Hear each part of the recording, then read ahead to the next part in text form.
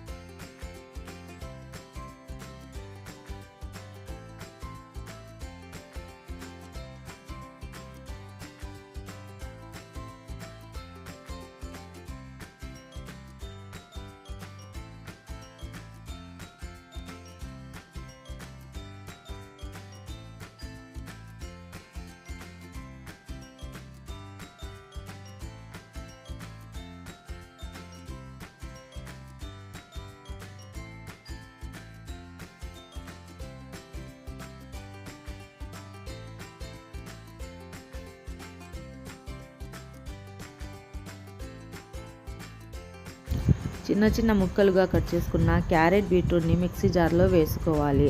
అందులోనే ఒక గ్లాస్ పాలు వేసుకొని 2 టేబుల్ స్పూన్ల తేనె వేసుకొని మిక్సీ పట్టుకోవాలి.